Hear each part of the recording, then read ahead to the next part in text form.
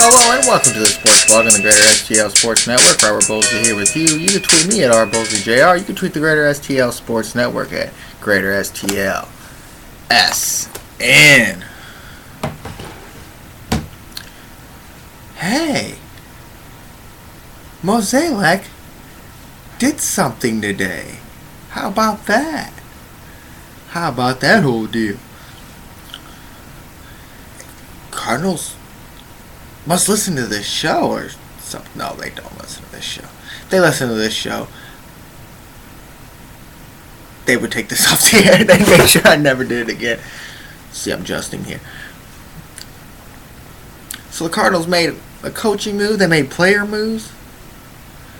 Chet Huffman's still here. The Charity Case 25-man player that we usually wait for the playoffs to use. Michael Wacha 1 year. Who was it another year? It was Yachty was there 1 year, couldn't hit, catch, throw. He was still on the roster though. I don't know. Every year it happens, so who knows? Maybe this year I can't see who it would be. Probably be with our team. That I just bitched about the other day about saying, look at me. Probably be Sung Wan Oh or somebody this year. Oh, we gotta keep, No, a contract year for him. But they DFA'd Peralta. Oh, shit. The Cardinals got some... I was really thinking today. Paul DeYoung was going to go down. And the Cardinals didn't do that. They got rid of a coach who... his arm is stuck in a windmill. Things are actually happening. And now the people that can say it's only 2 months in the season, well, now the Cardinals have realized, well, we're a third of the way through the season, maybe we should do something. And it's nice to fucking see it. I mean, and I wasn't, I said last show or 2 shows ago, whatever it was, but you can't blame it on Maloney. By grown-ass men who made it all the way to the Major Leagues by playing baseball. Not being able to see where the fucking ball is. Or running for no goddamn reason. If you're going to run, you have to make it. When Pujols did it, 99.9% of the time, he was safe. He probably actually looked for where the ball was.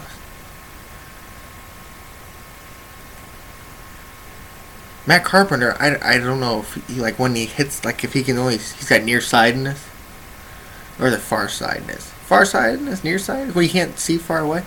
I'm really starting to think he's got it, because after he hits the ball, it seems like he just runs. But now you're finally there where nobody's safe, and Mozeliak said that today when they asked, is Matheny safe? He said at this point, nobody's safe. Nobody has job security. Maybe the Cardinals actually get the point. Maybe the players will actually get the point. Wow. I'm not just going to be on this roster because everybody's been safe when the Cardinals suck. When we suck, as in the Cardinals, not we as me as part of the Cardinals, but I'm talking as a player now. When we suck, there's bad things that can happen. And it's fucking nice to see it. It really is. So the Cardinals sent Maloney down, brought up somebody, put somebody at third base coach. It doesn't really matter who the fuck the third base coach is. Brought up Pop Warner because Bill Miller is out, and brought up some other guy because he's out, and infield D. Stuff that shouldn't matter anyways. Didn't matter 5, 10, 15 years ago. Shouldn't matter now. You should be able to go catch the ball if you're in the major leagues. I'm just saying. But now at least they're looking at young talent. And now that Peralta contract, I mean, this seems like a big deal now, but I don't know what it was. It's $15 million a year, and they said it was heavy loaded for the beginning, so I don't know if it was $20 million a year in the first 2 years. Who cares? You got what you could get out of it. Now, you're not going to get nothing in return, but who cares? Who really cares? You're not going to get nothing out of a 30-something-year-old older 30s. At this point, third and first baseman.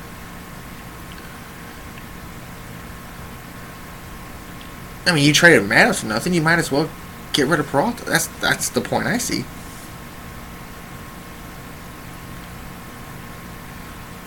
Now, Maloney's reassigned. I don't know what the fuck that means. I really don't. What do you reassign? Oh, so he's going to go to Memphis? He's going to get paid the goddamn same. That'd be nice. Yeah, we're going to demote you, but we really can't fuck with your contract because you signed it. And we signed it. So, hey, go do whatever, basically. But they kept Paul DeJong up here. Well, they kept Chad Huffman or whatever the hell his name is. And Harrison Bader had another home run. Who knows? Carson Kelly probably did something. Grichuk's in AAA now. But it's something. Maybe it puts a spark in this team to actually realize that, hey, we can't just all be fuck-ups. We can't do this stupid shit. To blame on the coach, though, that kind of ticks me off a little bit. You really going to blame it on the third base coach? That these players that are major league players don't know how to run? Really? But it's nice to see that nobody's safe. That this team is making a point that this early in the season, we're too far in the shitter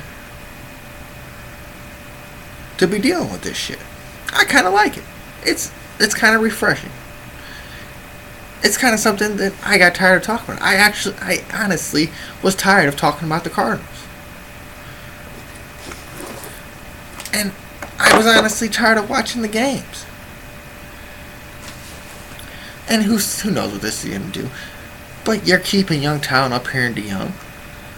You're going to give him a chance. I don't know what's going to happen now. But now you can look at this roster and say, well, if you start effing up, or you start effing up, you start effing up, you got a player that can take your position. We'll send you to the minors, just like they did with Grichuk. Now, Wong getting the chance, coming right up and getting in the lineup, I didn't like that at all. But, hey, you're paying him too much money to sit on the bench. Use him. Moving the lineups around, putting Carpenter back in first and putting Fowler in bat in second. It's refreshing. I mean, Matheny got lucky tonight. He had his three main bullpen guys not tired. So you could use Bowman, Rosenthal, and and you get out of the game.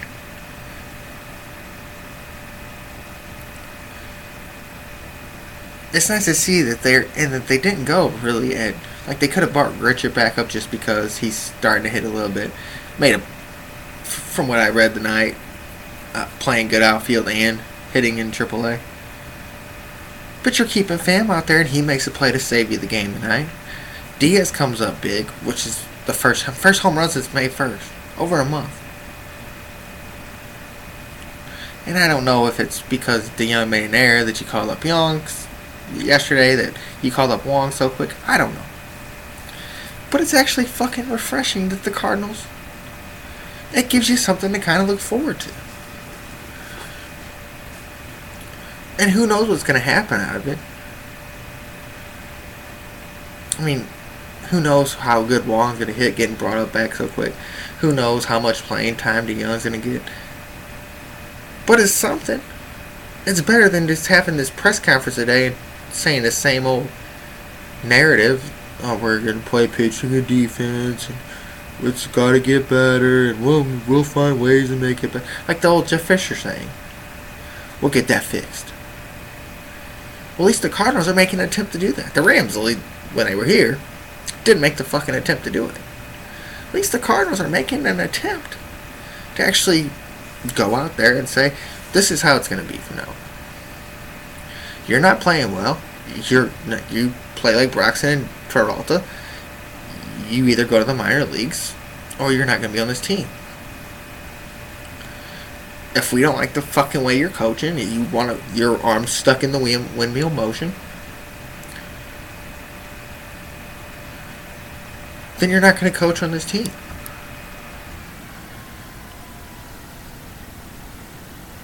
No, he's not going to go out there and fire himself. Even though if anybody deserves it, just if Matheny deserves it, he does. But it makes a difference. And it's nice to see. And then you go out there after the press conference today and get a big win at home.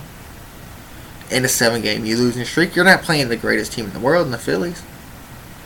But it's something. It's something. You get a lead in the 5th and they actually win the game. Oh, holy cow. Your pitcher, as I said, gets through 6 innings, which that's what Wacha needs to do, is get through 6. And then hope that the bullpen holds it off, which they can. Or wish they did tonight. I don't know if they can. But you might have actually something to look forward to. If Wong starts playing shitty, maybe you start thinking, well, maybe that the Cardinals will see that and actually use DeYoung. That's something. That's better than what you've seen so far this season. Now, they haven't really been playing Peralta, and he kind of is, I guess, as Moses say, that kind of said it got Wally pipped.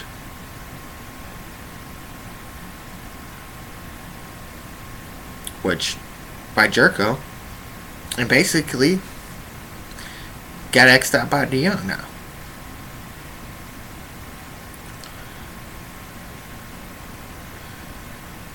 And it's also something to actually have Wong up here. And not only that, but actually to have DeYoung out there. Because DeYoung can play third. He can play short. So if Diaz or Jerko start struggling, you can use him there. Wong can play all over the place. I mean, last year they had him in center field. And I have enough confidence in Colton Wong's defense that he could probably go to third base or at times be a decent pitch hitter. Now, he hasn't shown it too much, but in spurts he has shown that he can hit a little bit and play some defense. So does this change the complexion of the whole team? It's something to look at. It's something to actually look forward to. Because now maybe they have it in their mind that we're not just going to get by on average play.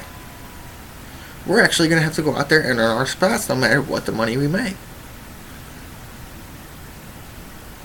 Now, I don't know if that goes for now, if this team is even set. If someone starts struggling, we have other players that can do it for us. Now, at times, that doesn't always work. And you've heard players say that before. Well, I wanted to go out there and play well because I was basically told if I didn't play well, or I knew if I didn't play well, that I was going to get replaced. And I wouldn't add too much. I think Wong said that last year. And they've played with him and Grichuk for the last couple of years where they brought him and sent him down and brought him up. Now, Wong was injured this time, so that's a whole different story. But it's something. And it's nice to see that, hey, we're going to make the effort now. We're actually going to make the effort when they should have a while ago. A couple weeks ago when they actually had a chance to take over first place. But that we're going to make an effort now. We have a chance to win this shitty-ass division. And we're actually going to fucking make the effort to do it instead of sitting back and just giving everybody what they think they deserve. I'm cool with that. You didn't get nothing for Peralta? I'm okay with that. Hey, he was the best player on your team 2 years ago. You got what you... I mean, it's $45 million. Kind of wasted. And if you think about it, really, let's just say $30 million or whatever. Who cares? Let's just say $30 million, $15 million a year. But hey, you needed a shortstop. You got him for a year. You made the playoffs. You gave yourself a chance to win with what you got. And I'm glad that the Cardinals are finally at that point where they think, hey, we got to win with what we got. So let's put the best 24-man roster, because the 25th charity case don't count anymore, out there. Let's give these guys a chance. Hey, we called DeYoung up. He's been the best player on the team for 2 weeks. Might as well keep him here. Hey, fans been playing halfway decent on offense and playing pretty good outfield. Let's actually give him the chance finally to do it instead of using guys that we think we can do it because we gave them money.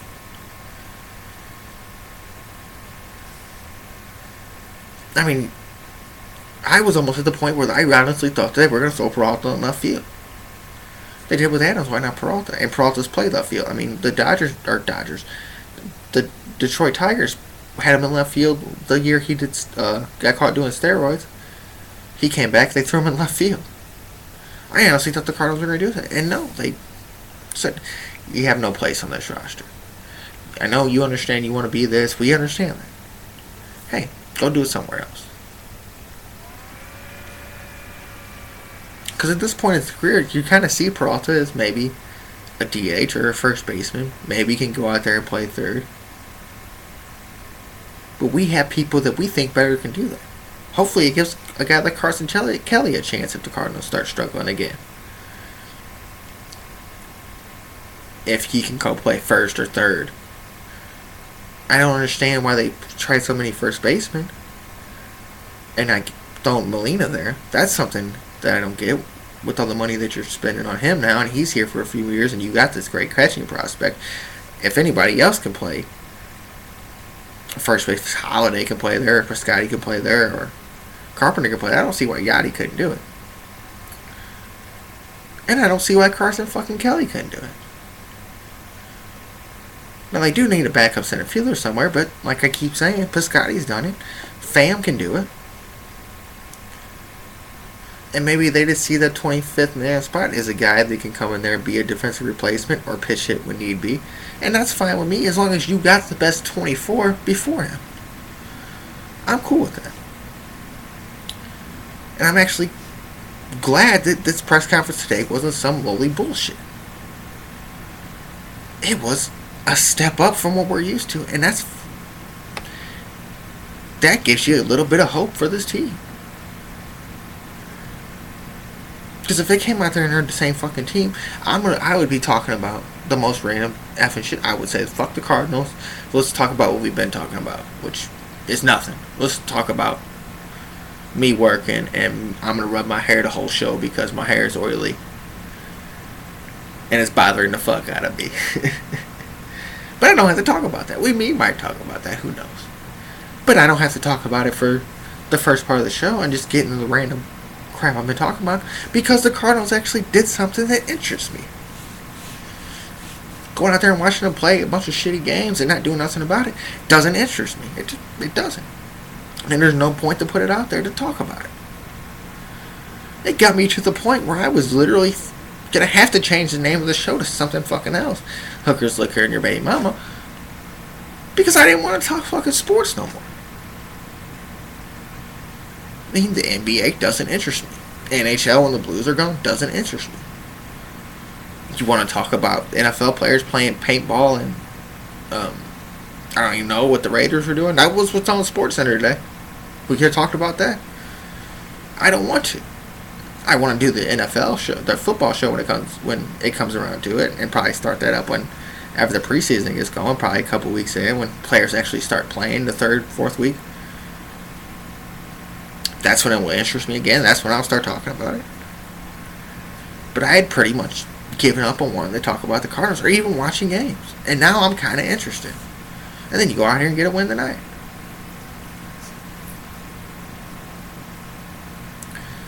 So when you're in this division right now,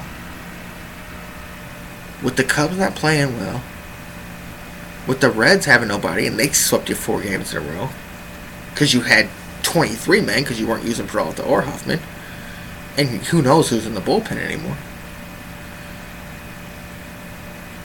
And then you also got, which people don't think is a strong team in the Brewers, even though they keep coming back every night and playing good baseball.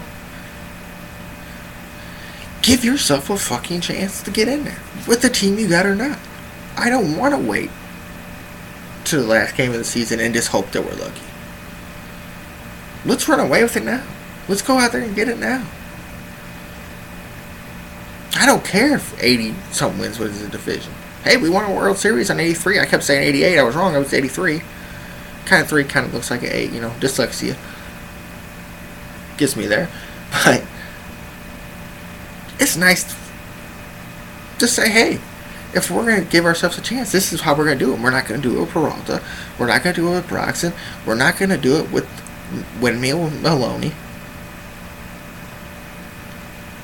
We're going to change things up, and if it doesn't work, hopefully this is their point where they do it again. And I think they're kind of at that point. Matheny's got to stop taking out pitchers in the 5th inning. I kind of understand it with Walker. I understand it with Lynn, too. People want to fight the Lynn thing because he's pitched so well. You got to understand, this guy's just coming off Tommy John surgery. You got to save his arm somehow. And if he's pitching as well as this, and you could save him an inning here or inning there, that's awesome. Now, the 5th inning's a little too early. When the week before, you let him throw 120 effing pitches, and he got you out of the inning and in the game when he basically refused to come out. But I'm not as mad about that as a lot of people are. I mean, it sucks because the bullpen sucks. You can't trust the bullpen, so you're at the point where you got to do it, leaving them out there. But I'm not too pissy about it. If you're gonna save on, let's save the best players. Let's save Awaka, who we see that when the lights shine, what he can do. You've seen how great Lynn's pitched. And you need to save that bullpen in other situations. You don't know what Wainwright's going to do. Michael Leake is another 6-inning pitcher, at the best. I mean, basically, you have to save that bullpen in some way. And if we can get a player off that roster and bring something up, if we can have less people in the bullpen and bring somebody up to help the offense, let's do it. No, I'm not fucking Chad Huffman, 167 career hitter. I'm not cool with that. But if that's all we got, that's all we got. I mean, I'd rather see Matt Adams there, or fuck it, Ryan Howard would give him a shot. But hey, if you think we need a defensive replacement, if you think that Huffman's better than Piscotty and going into the game so he can help the defense, and you're winning the game by 2 or 3 runs, I'm cool with that. And I haven't said that in a while about the Cardinals, that I'm cool with that.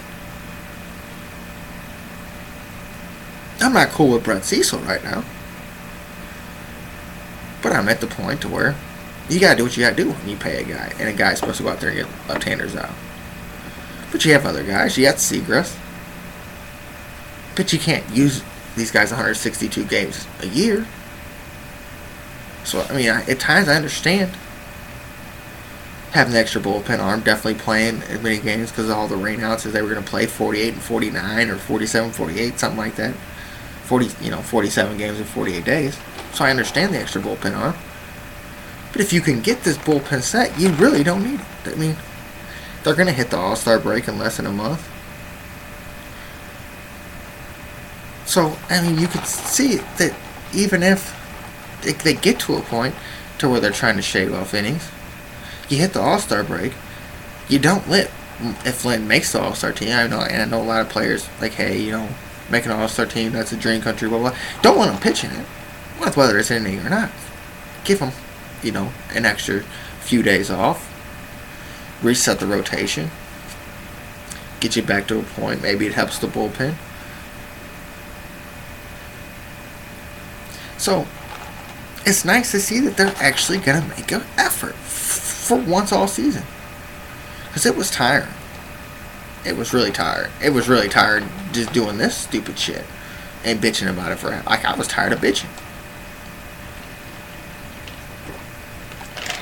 I was tired of seeing a 222 guy lead off. I was tired of seeing Matt Carpenter struggle. At least you're making a point to say, hey, Dexter, you're struggling. We're moving you down, even if it is just the second part. Hey, Carpenter, you've done this. You batted 300 in this spot your whole career, basically since you've been a Cardinal for the last 2 years in that spot.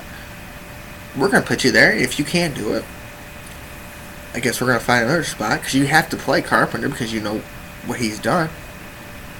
But a guy like Diaz, who was supposed to be in the top of that lineup, was batting 7th tonight.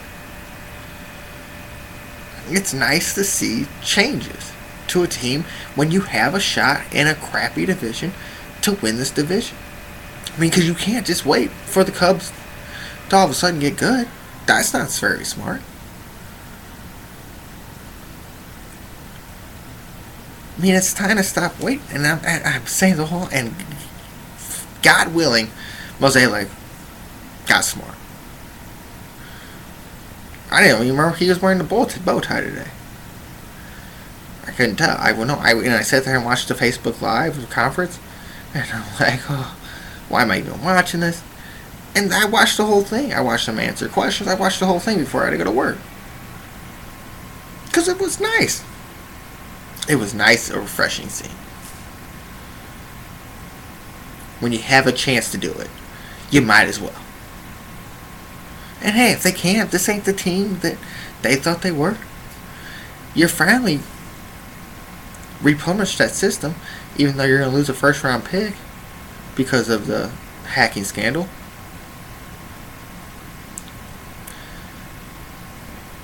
You know, you could use that as trade bait. I honestly don't know what else they're gonna do with Carson Kelly. But it's not time to wait no more. And with the Cardinals signing some of these guys early in the contracts, they're not spending big money on some of these players that, if they hit their free agency, they would have got big contracts. So Carpenter would have got a bigger contract. I don't know about Wong, but Carpenter would have. A Piscotty might have. It depends on what he does from here on out, since he's got the contract. But a serviceable 300 hitter that plays pretty good defense at most of the time, even though he's been struggling a little bit lately. But that's a big contract. I mean, they didn't have to give him a bunch of money. So at the time where you got these guys making what you can go out and get a more than serviceable player with some of these prospects you got, or do it in free agency. That's nice to see. That is the opposite of what you see with the Blues, because the Blues have to give some of these guys these contracts to get them to come play here. You ain't got to worry about that if you actually put a serviceable team out there and like, I could make the difference on that team. Because some players do think that. And if you stay hovering around first place, they're like, well, damn. That, what do they got out there? They get I could be that player that changes it all. I just think if this comes out and the Cardinals play better defense and they pitch better and they actually learn with the changes in the lineup, start learning how to manufacture runs. Because at this point, I don't know if they want to be 80s Whitey ball, or they want to play 90s home runs, or they want to be 2000s where it's base to base. I don't know. I honestly don't know. But getting guys to do that, either way, you have to find guys to produce, and Peralta wasn't doing it in any fashion. DeYoung has. Thank you, Ms. Hillick. So I'm actually looking forward to actually paying a little bit more of attention. I'm actually looking forward to the day game tomorrow, to sitting here before I gotta go to work and actually paying attention to the game and seeing. Now that these players don't know that everything's set in stone, them actually going out there and maybe making an effort. Maybe they'll actually watch the ball when it's hit to the outfield and not run home when the ball's hit the shortstop 100 feet away and you got to run 90 feet and you think you're faster than the ball. Because you're not faster than the ball, I can promise you that. Maybe it'd be nice to see a stop sign thrown up once in a while instead of a windmill every time that a player gets to third base. So I'm not going to sit here and brag because they won against the Phillies. But hey, they won a game. They were in a slump.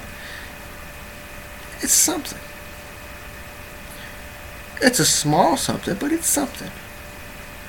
And the Cardinals interest me again here for hopefully a couple more days. Because I was about done. It was no point. Seriously, look at it. There was no point. I think they're 27-32 now after being hovering around 500. all season. So it was a struggle. And to make changes to a team that's struggling this early in the season shows that they're not going to wait. That they're actually making a point to win now. And that's what you hope your team does every year. And that's cool. And that's what every fan wants to see. And I don't know if it was with the attendance of which supposedly is struggling, even though they don't say that. They go sick and sold, and there's 44,000 people in there. But you see, now you could say, all the Reds and fans, but we can see in the game that it's not. So it's better than something, and maybe it brings the people back in the game. Definitely during the summertime, and you're struggling for attendance when the kids aren't going to school and blah, blah, blah, blah. That's not good. So maybe they can start bringing us a little bit of interest back by saying that, hey, we're going to win now, and we're going to make changes. Whether it's this guy making $15 million, or this guy making $500,000. Or whatever it is. Or a coach that's just to rein up their base coach. Or anything. It's something. And it's nice to see. And I'm a little bit interested now. I'm interested again. I might watch I was going to say Rams. I might watch the Cardinal game on Monday instead of watching Raw. And I was mixing wrestling with Rams somehow. It might be a little more entertaining. The Rams might be a little more entertaining if they, they get involved with some wrestling stuff. D'Angelo Williams, a former running back, said I'm making an attempt to wrestle for Impact. And I see some other guys in there too. Blah, blah. But anyways, yeah. It's just something. See this off-the-wall shit. I just talked the most off-the-wall shit. But make day changes now while you're close enough before it was no point to make changes. If this team got any lower, there was no point to get rid of Peralta. And just, hey, you might as well wait till September and see what some of these guys in the 40-man could do. And now I'm not so mad about Sierra not being here. Because if you're going to keep Peralta, you might as well have Huffman down in the minors and have Sierra up here. Or fuck it, have Grichuk up here. But they're proving right now that they're going to give other guys chances if this team's not playing well. And I'm down for that. Now, staying in baseball.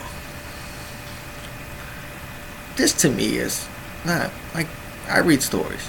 And I listen to stories. And sometimes, the religion podcast, I read a story that made me want to do a whole fucking religion podcast. I go out and do stupid shit, and I come on here and I do a fucking whole podcast on should I take for granted and the word no and stuff like that. And this isn't a story for a whole podcast. And this is a story that might throw some people off. But I don't give a flying fuck. That's the point of me. I'm here for me. That's what this whole thing's about me. My favorite person to talk about, me. But Oregon State pitcher, who they found out, and I'm trying to get his name here, but my phone's deciding not to blink. But they just now found out the college did, supposedly, and the Oregon just put it out there. Well, of course, while this team's in the playoffs, and they're making a run to win the College World Series. Start pitcher, 11-1 with the 0.76 ERA. Top on everybody's draft board. His name's Luke Helmick. Now, at the age of 15, he molested a 6-year-old, whatever, family member. Had to register as a sex offender. And now this story's coming out, and people are pissed off. So him registering as a sex offender and being known for his whole life is not bad enough. Well, let's fuck up his dream and just make him feel like the worst person in the world. This is the fucking problem with sports. With people everybody having an opinion. With me having an opinion, it's a fucked up thing. With you having an opinion and can do this and do that and put it on Twitter and Facebook, it's a fucked up thing. So this guy has to go out and get a lawyer to protect himself. Make sure he doesn't say the wrong things. And it's something that happened 6 years ago. So 21, been in college for at least 2 years. Since 2014, so 3 years.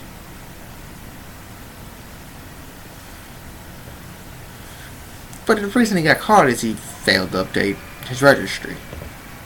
And I don't know why he didn't do it or anything like that. You wouldn't want to be known for it, so I understand why people don't do it in the long run. I really do.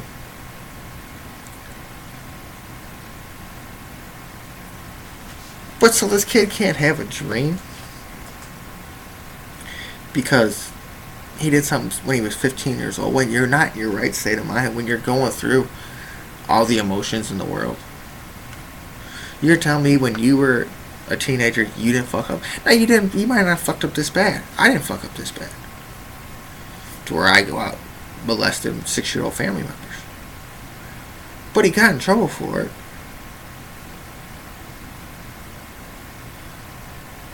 And he's a registered sex offender probably for the rest of his life. And he can't live out his dream. Now, there's no saying that he's not going to do it again, but who said he's going to do it again? And he was 15 fucking years old. 15. If everything was brought up when you were 15,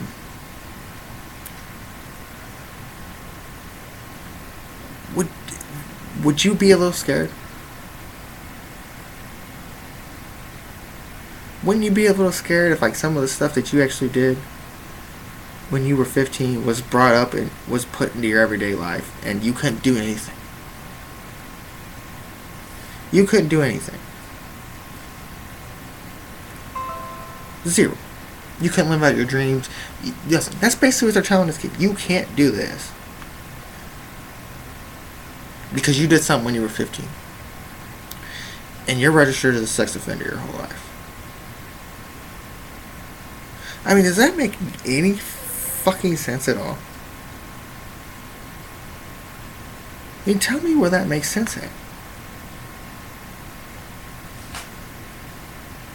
These people out here are going after this kid. And I understand that there's people going to be mad about it. There's people, I'm not saying that, like, he's some great guy now.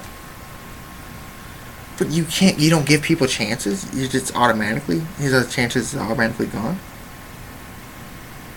Huh.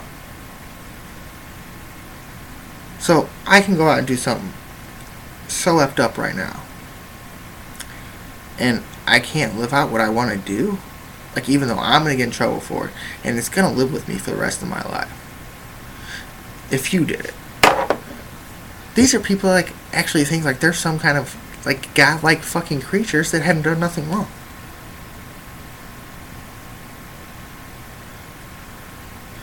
Like they've done nothing wrong ever.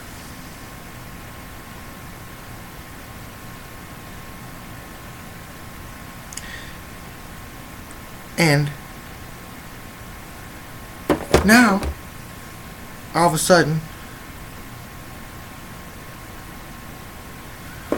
he can't live out his dream because you say so.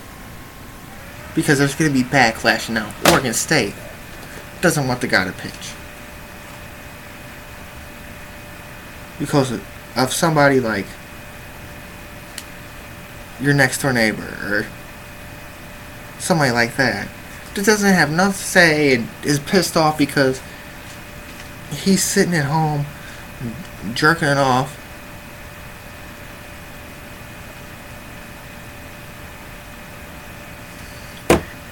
because he ain't getting none from his wife, and his wife's probably fucking the next door neighbor, is mad about it. And I'm not saying, and I feel sorry for the 6-year-old who's now, 6 years later, 13 or 14 or whatever years old.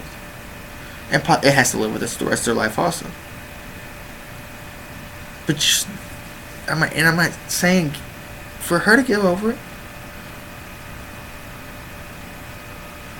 And she probably never will. Hopefully she doesn't remember. Hopefully she was young enough to, like, when she gets older, she doesn't remember this. But now it's brought up again. So now she's in the news again. Now she's going to have to think about it. Like, oh, was that me? Did he do that to me? Like, if she hasn't thought about it in a while, you know what I'm saying? So not only bringing this up to where she has to think about it, but it's going to be in the news. And, you know, she probably knows cousin or uncle or whatever, Lou. She's probably seen him on TV, and now she got to see it from everybody, and, you know, her family's going to probably end up talking about it and have to talk about it, and then it's going to be on the news, which people watch the fucking news, and how you're going to miss it with all the fucking news that's out here today.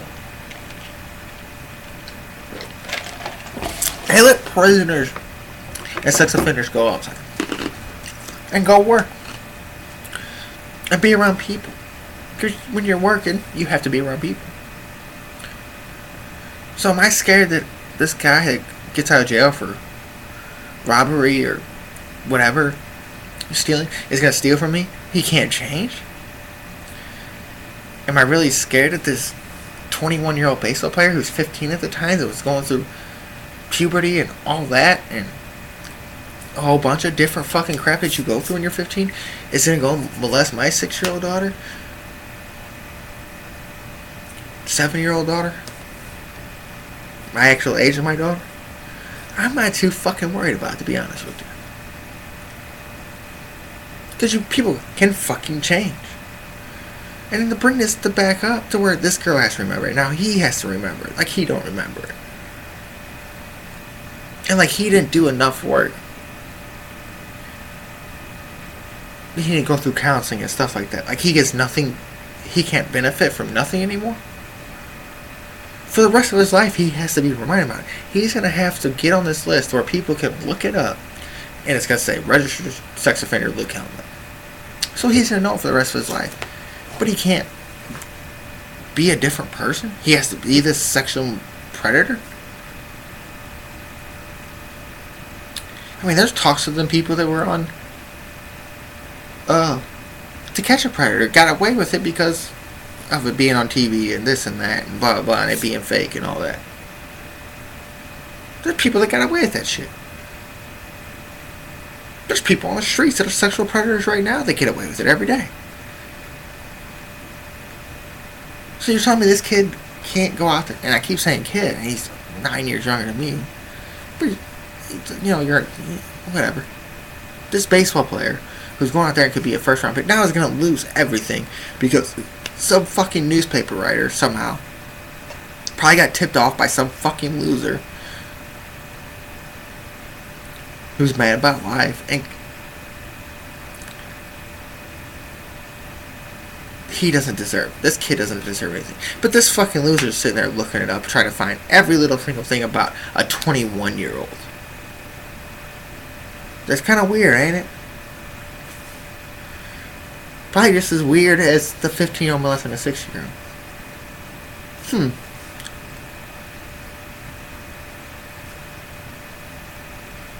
So, if, that's what I'm saying. If I fucked up, and I'm not saying, I'm not saying anything. I'm not insinuating nothing, I'm not saying, but tell me that he's going to do it again. You don't think that he got help, like, through counseling and stuff, to where he knows what he did wrong? He knows he did wrong. And now it's all over the fucking place, and it's tweeted out there, and it's on SportsCenter, and it's this and that. To where people don't even want this guy around. For something he did 6 years ago, when he was 15. I want to go to the person that found the story, the newspaper writer and everything, and I want to know what they did when they were 15. Put it out there. If you can say this when you were 15, put it out there what you did when you were 15. So I guarantee you I did some crazy shit when I was 15.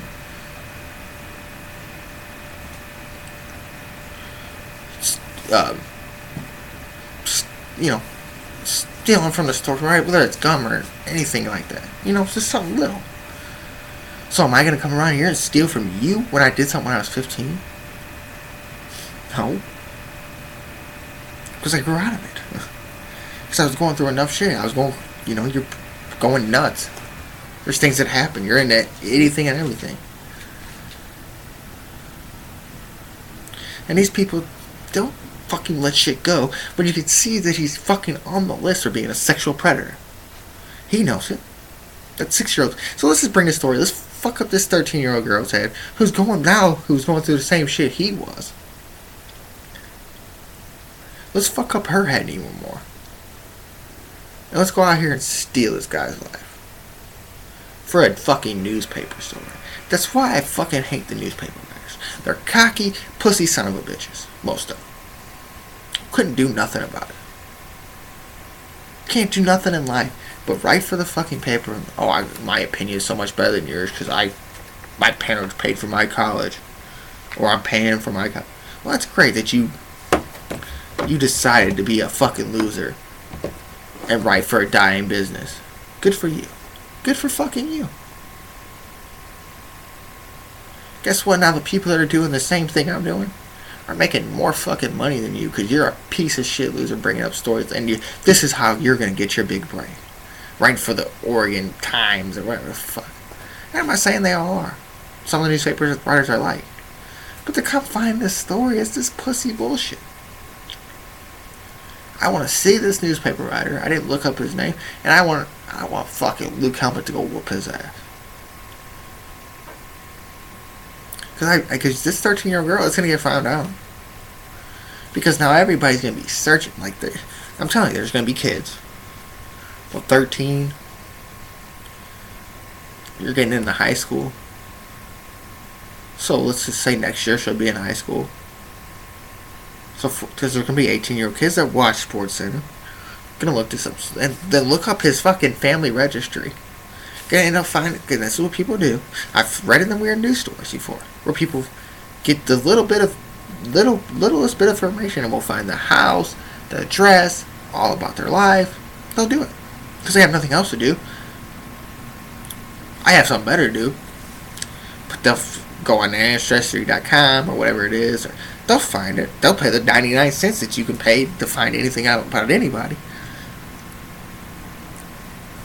And they'll ruin this girl's life. And they'll ruin his life. So let's ruin two people's life. Because my career sucks.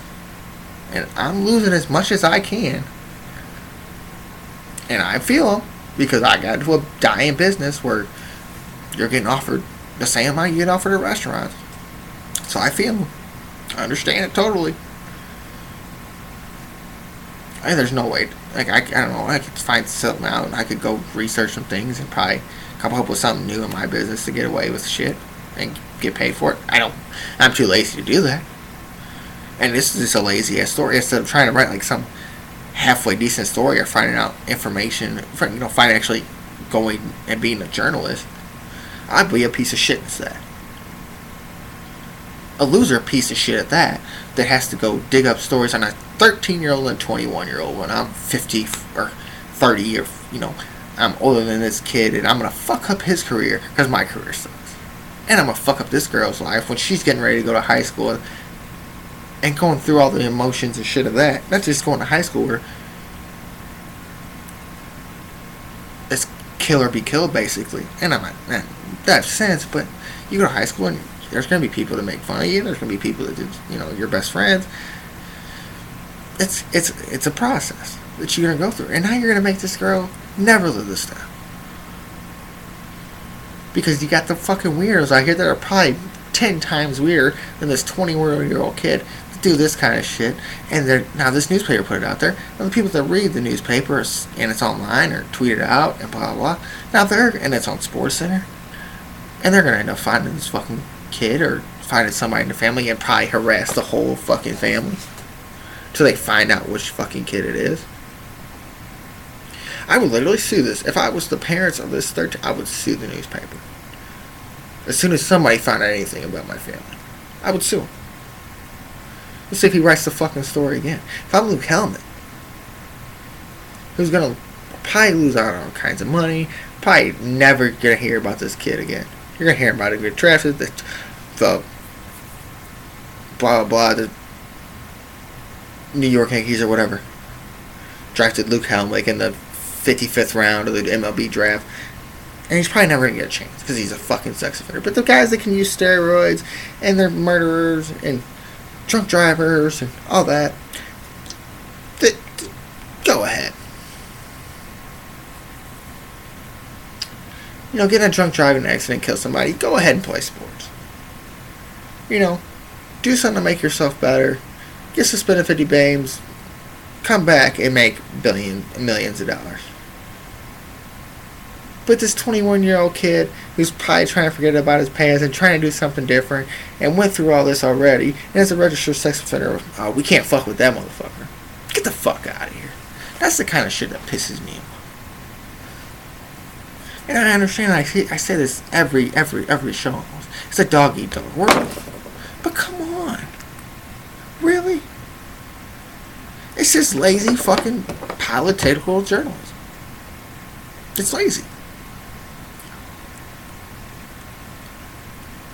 And it's because Twitter and Facebook makes you lazy because every story comes out. But someone had, it's not like that they were out here searching for everything. Someone tipped them off to this because somebody was looking for it. Someone was searching his kid's name and found out every little thing about him. And found out that he failed to register. Now we're going to cite it, and then we're going to cite what the fuck he did. Because he's the best pitcher of the team. You're going to tell me nobody else has done something similar? Not saying that young, but you probably looked at a girl the wrong way or did something that was a little fishy. Not saying everybody, but there's some people that have.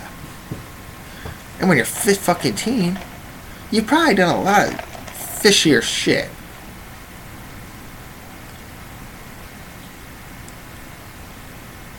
And I feel just as bad for him, but I feel even worse. Or I feel just as bad for the girl, too. Because now you just ruined her life. Is that okay? So yeah, you got your story out there. You're going to get 1 million clicks. You done fucked up this kid's career. Okay, he don't deserve to be on the baseball. Now what about this girl? What about this girl living her life? Yeah, you didn't think about that, did you? You fucking dicks. That's why. That's just lazy journal. And it's because of social media. It's just lazy. I couldn't come up with a good enough story. It's just lazy. I couldn't come up with a better story, so let's fuck up everybody else's life. Kind of like social media is trying to fuck up this guy in the White House life. Great transition. Dan Scavano Jr., the White House Director of Social Media. That's a job. That's a job I need. I don't know what you do as Director of Social Media. Do you like sit there and watch Trump teach? You can't say that, Trump. Violated federal law that prohibits political activity by government employees. The federal agency empowered to enforce the law has concluded, citing the tweet Mr. Scavano sent out in April calling for the defeat of a Republican member of Congress who has been critical of Dr. Trump. If Trump becomes a doctor, I'm going to be a little bit ticked off. The feud between Mr. Scavano and Representative Justin Amash, Republican of Michigan, escalated during the debate over the effort to roll back President Obama's health care program, as Mr. Ash was among the Conservative Freedom Caucus members who questioned the initial proposal. The tweet sent out by Mr. Scavano, who had also worked on Mr. Trump's presidential campaign, argued that Justin Amash is a big liability. Trump train. Defeat him in the primary. It was posted on Mr. Scavano's personal Twitter account, which at the time included a photo of him in the White House, and his biography identified him as a federal employee. The Office of the Special Counsel, reading the tweet by Mr. Scavano, concluded that this activity violated the Hatch Act. Accordingly, we issued Mr. Scavano a warning letter, although it would not be released the copy of the letter on Friday. You can get in trouble for Twitter now. How about that fucking shit? That's hilarious. He's the director of social media and doesn't know what you can do on social media. That's the guy I want running my social media account. The guy that literally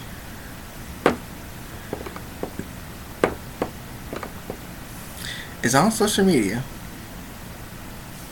is supposed to be running social media, doesn't know that you can't do this on social media. Now you tell me that that's not fucked up. You could keep, and he just gets a warning, of course. But that's some funny fucking shit.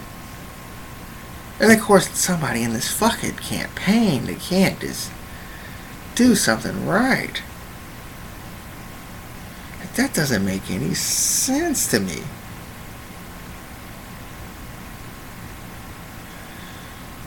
Like, he doesn't. What does he like? Read these like people's background? Gets. And why would you do that? Why would you care? You got this cushy ass job where you just, that's bad. Don't do that. And then you go and do it. Beat this guy in the primary and da da da because he doesn't like my healthcare plan. Idiot. I'm telling you right now, I wouldn't care if I had this job. What is this? What does he have to do? What does the director of social media have to do? I want to look. I should have looked up that job. I guess read all the tweets like, I'm going to kill you, Trump, and, tell the Secret Service about it. I mean, it can't be a hard job. Yeah, you can't get it right. You're the director. You fucking idiot. I don't care. You hate his health plan. I'm going to go sit here and I'm going to go read Twitter and Facebook and see what the fuck people are talking bad and go tell the Secret Service. And then, you know what, Trump, just send me all your tweets so I can read them and tell you what you're doing wrong. And if you ain't doing nothing wrong, just put them out there. I guess Trump can do whatever he wants because he's the president. Who's going to get him? But, you got somebody else in the White House, Pence or somebody like that, You can't put that on Twitter, bro. I mean, that's got to be essentially his job, right? You have one job, bro. You can't do it right. What you're assigned to, you can't do right on your own account. I want to be the director of social media. I'm going to apply for that job. I'm about to get on the internet right now and see how you apply for the job. I mean, and it's just some random guy who, you see you worked on the Trump campaign. And I think they get so cocky because Trump's getting away with everything. Like, well, we'll see how far we can push it. We'll see how far we can go. And I'm not against Trump at all. But he's got some of the stupidest fucking people on his staff, man. How do you not make this fucking train work? How is this train not running? Perfect. I mean, there's stuff here and there. This guy, Sean Spicer's going to have a heart attack by next week. The press secretary guy. Guy to go out there, the spokesman, whatever the fuck he is. The guy that's got to talk. But you're the director of social media. You ain't got to do shit. You got to sit there and probably watch Facebook or Twitter and say, no, don't say that. No, no, no, no. Oh, where's Sesame Street when I need it? God damn it. I should have had that up on YouTube. So I don't think about these things when I do the show. I write down some things here and there. Saying, I want to talk about this. I want to talk about that. I'm going to spend a lot of fucking time with the Cardinals. And I forget things like, I could say this, and you had one job, bro. You couldn't do it right. And, should you have tweeted that? And, the word is... get sad about it. Start crying because I can't do my podcast right now. I don't give a fuck. But, come on, you had one job, bro. I mean, hopefully, they sent them a stern warning. Don't talk about no more politics on your Twitter. And not even that. Take all this shit off your Twitter. Say you're Mr. Schiavone, avid golf fan or something, and you can write whatever the fuck you want. But don't say you're a White House employee or whatever. Put it in, why would you do it anyways? Who cares? You've already won, bro. You're already at the top of the food. You're the social fucking media director, making probably all kinds of money to be in the White House and just post up and watch Twitter and Facebook. If I got paid to do that, I'd be the best at it. Probably not. It annoys the fuck out of me. I don't even have the Twitter app on my phone. It takes up too much fucking space on my shitty ass phone, that's why. So does Facebook and the rest of the shit. I kinda need Facebook to... It's where all my views come from. But still. I want that job. And like, you see these jobs now. For everywhere.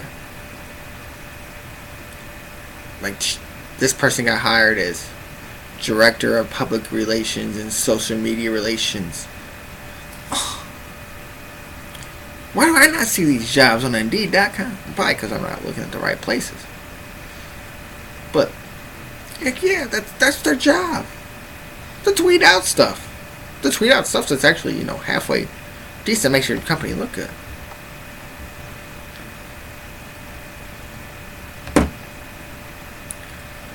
But it doesn't make no fucking sense to me. That's your job.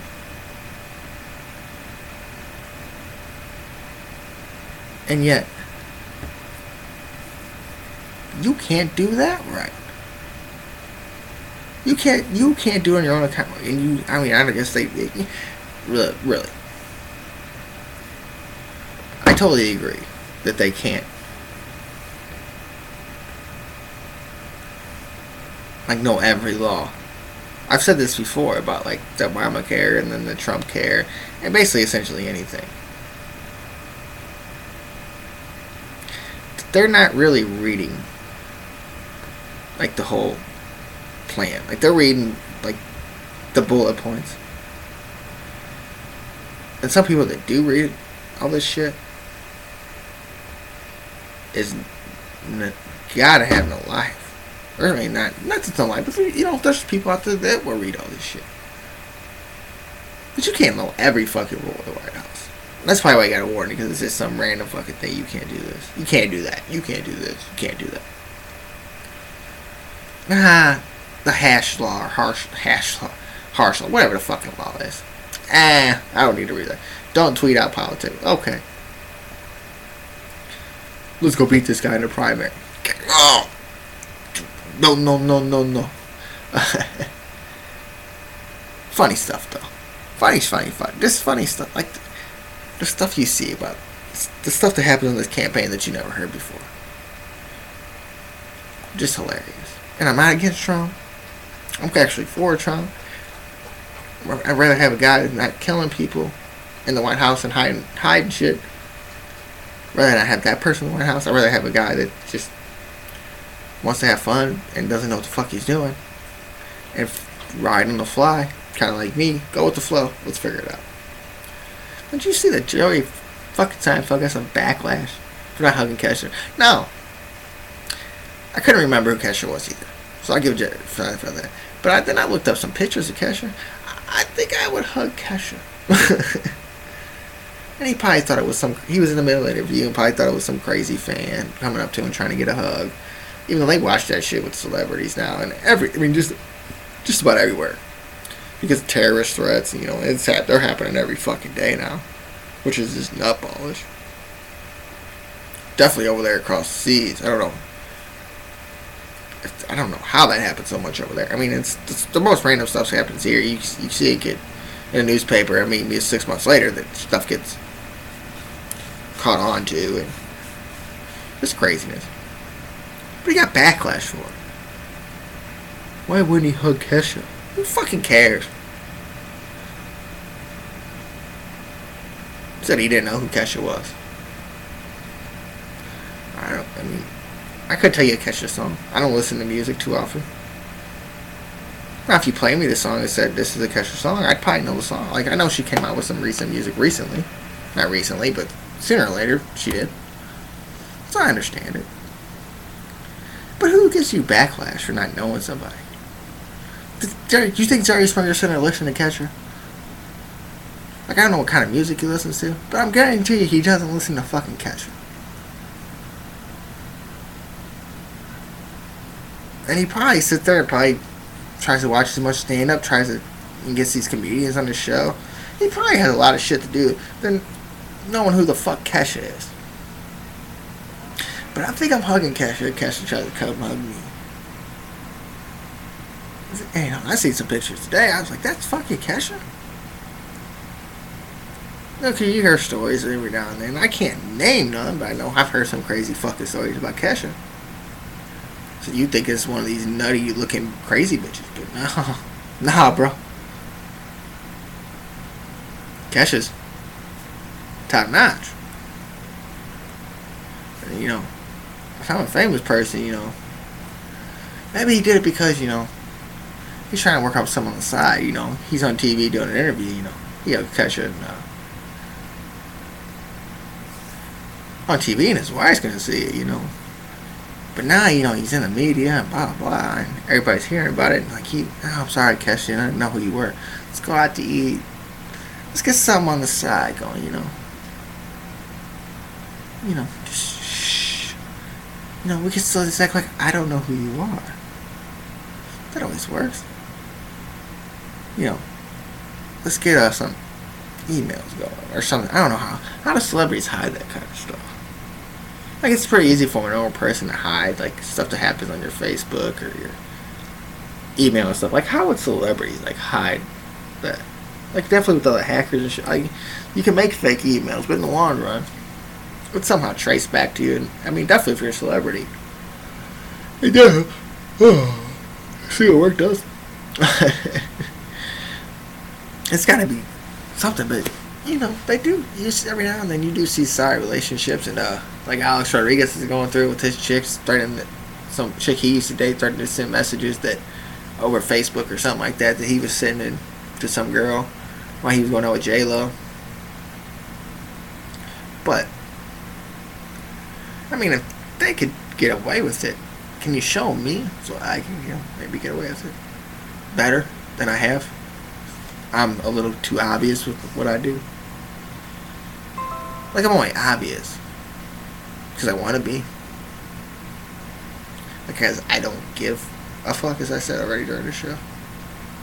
But I'd rather not be so obvious that the whole fucking world knows. And I'm getting phone calls and text messages and Facebook. And at the time I didn't have Facebook, so man, my phone was going off the fucking chain. Like, if you see my text messages, it was phew, like, what the fuck is this going on? Then I got Facebook and it was like phew, for like a month. And then I deleted it, and then I brought it back, and then I deleted it, and then I brought it back. And now people pretty much know that my Facebook's dead. Like, I'm gonna have a fucking Facebook party whenever the fuck I feel like it. So I think I get that unfollow button a lot. Like, we'll be his friend just to make him feel good. So maybe he won't go on a suicide mission. No, I don't really need friends. I'm a homebody. Give me my kids and the PlayStation and the TV, and I'm pretty much good for the rest of my life. You know, cigarettes and a bag of weed and the liquor, and we're at the fucking top of the game. We're setting Robbie up till he's 80. So, you know. But, you know, if I wanted to do something on the side, I would like to know how celebrities get away with it. Just because.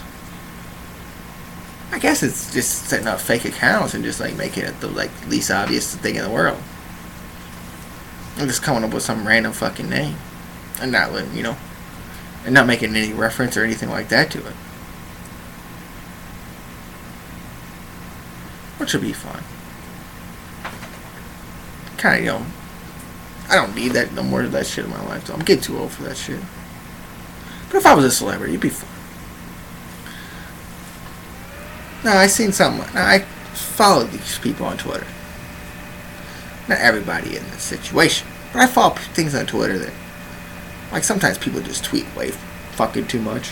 Tom Arnold was one of these guys who I like as a comedian, and I listen to his podcast every now and then. I've said that on the show.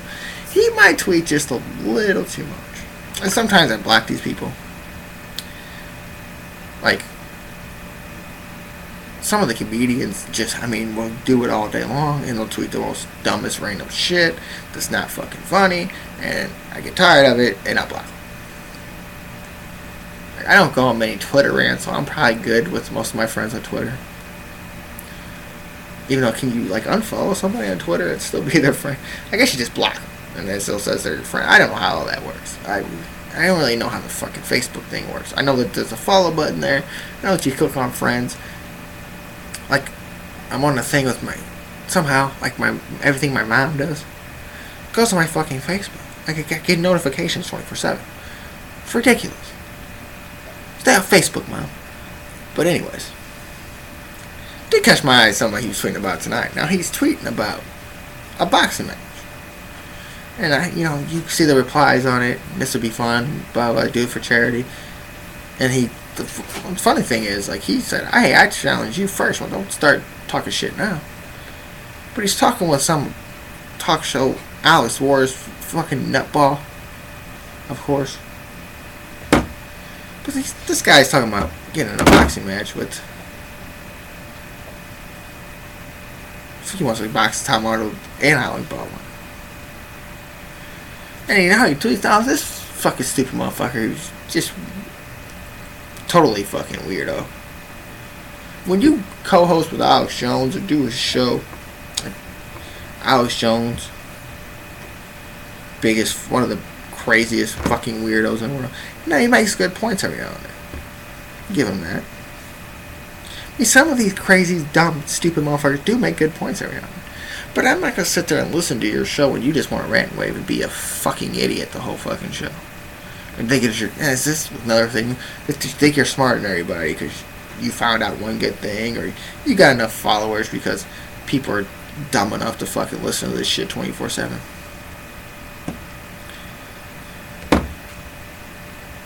But this is what, I don't know who, somebody posted this, but who's ready for a boxing match between Mark Chervenovich, who's the guy who's a fucking weirdo, and on InfoWars, and said his first marriage died because of a result of feminism, and just this stupid.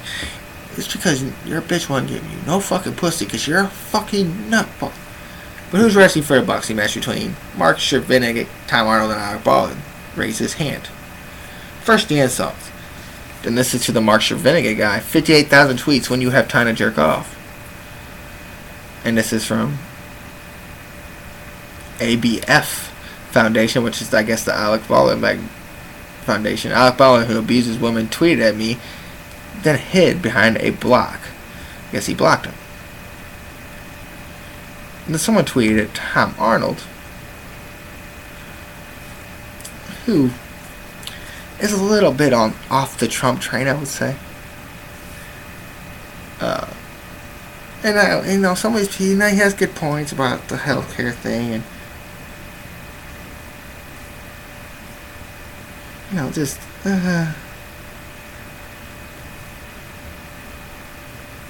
but someone was tweeting him about, does Bill Maher get fired over the Reaper? Someone tweeted him, Trump wasn't joking. Are you also aware that Chervenovich is a lying, anti-American, alt-right, whatever the fuck alt-right means? That means you're fucking nuts. Rossi Nation's fraud, living off the government cheat and a huge pussy. Chervenovich is too big of a. This is all Tom Arnold. It's too. And my fucking phone is gonna piss me. But Tom Arnold is too big of a snowflake to box me or Alec Baldwin. Alec Baldwin will pound him, which is true. Alec Baldwin's a big fucking guy. And this guy's a fucking. Will pound him till he's not a rape apologist and gives back government welfare. I like that. I will box you and Alec Baldwin, but you both have to fight me at the same time, otherwise it would be unfair. When and where? He said, Tom Arnold said, let's do it in Los Angeles. When are you available? And then Tom Arnold went crazy and said, I do it for charity. And Alec Baldwin's a big fucking guy. I would kind of be scared. I don't know. Like, some of these actors might be sissies. Like, this guy's a pussy. This Mark Chervenovich guy. I'll say that. Fucking weirdo pussy. Hates women. And this rape apologist thing has, like, really taken over. Like, it's okay to rape women.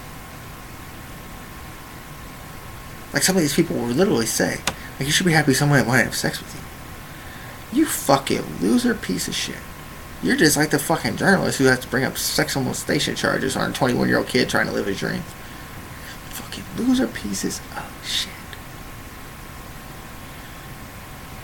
Now, I'm not going to say, this guy's right about, could be right about something. So I don't know what the fuck politics are. Like, I did a whole fucking podcast on religion. I know a little bit about religion. I grew up on it. I know nothing about fucking politics. But, I mean, some of these people are fucking nutballs. And it gets to keep going and going and harping on the same shit is nutty. But who wins in a boxing match between a guy that sits there and writes books? I want to see a tag team match. Get this fucking loser from Oregon. Get this crazy fucking dude that's on Mark Shervinigas. Tom Arnold and Alabama.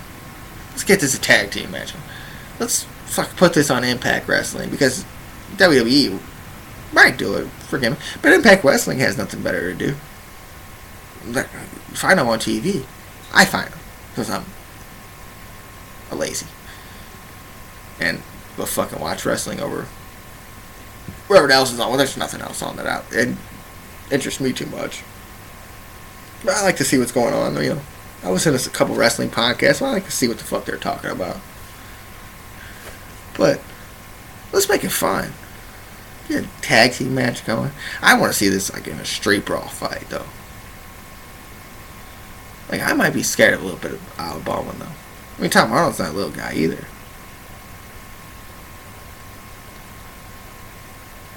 But bring celebrity boxing back. Now that's was some fun shit. Put these BC list celebrities out there and let's let them beat the fuck out of each other for no reason. Get the Brady Bunch guy and who was it? The Brady Bunch guy and the Partridge Family guy. I think Gregory Williams and Danny something. I don't fucking know. They actually got like TV shows out of it. All kinds of fucking weird shit. Of course, you know, they were on VH1, so I could get a TV show on VH1 for doing this shit.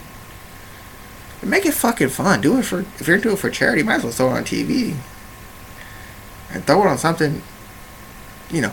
The problem is, if you did do it in a wrestling match, because wrestling's fake, you can't script it, because like they would actually go at it. And Tom Arnold is seriously pissed off on Twitter right now. If you want to read it, go follow him. The guy's named Shervinovic. Just look up Tom Arnold boxing match. That's what I did to get the story back. But this guy Tom Arnold's literally going nuts on Twitter about it. And if you have a strong feeling about something, I understand. I don't know if I want to have a boxing match, but this guy said, well, let's fight over it. Tom Arnold's like, I already challenged you, pussy. I like Tom Arnold. I mean, the dude's funny. He doesn't make the best movies, but he's in some good movies. He was on Roseanne. He's married to Roseanne. That might not be the smartest thing of his career. But I like seeing celebrities going at it. I really do. I like seeing all that shit. I like seeing baseball players fight. I like seeing the fans in the NBA game going at Matt Barnes. Pi said something about Derek Fisher fucking his chick. And I like to see boxing matches challenges on Twitter. And sometimes, even the UFC fighters go at each other on Twitter and talk shit the whole time. It's fun stuff. Now, if you've seen the Shervinovic guy, he probably should be challenging people to boxing matches. But he's a cocky motherfucker. He's cocky. Wants his own right. That's cool with that. Like, I'm not going out here and challenging people to boxing matches. I want to. I wish I was big enough to do that. I wish I had, the rage I used to have. But I got old.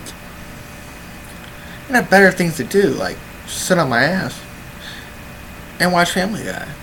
Like, sit at home and do nothing. It's much better than going out here and challenging people to boxing matches. But I love to watch it on Twitter. I love to watch it on TV. Don't interest me in something and not do it, motherfuckers. Get this shit going. I mean, you see this stuff all the time, people starting to fight and it don't happen. Don't lie to me on this one. I don't like that idea. Now, another story. We'll get off that. As I was looking up these stories,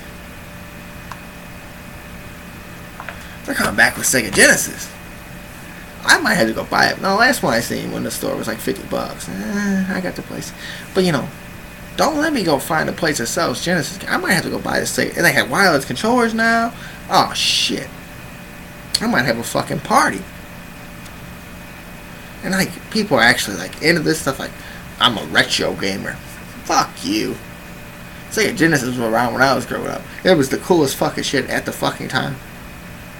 Like, I still had a Sega Genesis while everybody still had a PS1. Number one, because we were broke as fuck. And my parents had better things to spend money on. But because it was enjoyable. You go get the RBI baseball. You still had Madden back then. Triple Play. Y'all don't remember Triple Play. It'd be fun to like go back. Sonic. When I beat the fucking Lion King on Sega, I thought I was the fucking god of the world. It'd be fun to have a Sega around. Show the kid. You see this shit? You see all this graphic and shit that you guys get? You see this piece of shit graphics that we used to have? And it was a lot fucking fun. Like, they still download the games and play Sonic on their Kindles and stuff. Like, my kids are kind of into that older stuff. Like, me and my kid's mom kind of like, we kind of put them a hip to what we grew up on. Like this is fucking, I'm downloading this on your Kindle because I have nothing better to do. And then they end up actually playing the fucking shit. And plus they still have it on TV. Kids draw the TV and draw, they see, they look up whatever on TV and they find their Kindle. But it would be cool to fucking go out there and try to play. I think it was Triple Play 99 was like the best game out. Go play some old Maddens. 99 old Madden, get the Greatest Show on Turf going. I wonder if they had 99 Madden for the PlayStation. I don't know. See, this random shit I think about. But, it'd be fun to go around and have the Genesis again. Like, if you could do everything and feel like a kid again, that'd actually be kind of fun, Like, I draw the kid out in me anyways, fucking around with my kids. It'd be kind of fun to sit around here and sit here playing some Sonic or something and saying, nah, kids, I got this. Alright, that's going to do it for the podcast tonight. For Lori and Paul, RIP. For Jake, Maddie, Zach, and Joe, this has been the Sports Blog, live on gstlsn.wix.com/1314, on ustream.tv/channel/RBOZJR, and on the greater STL Sports Network. Love you, Grandma.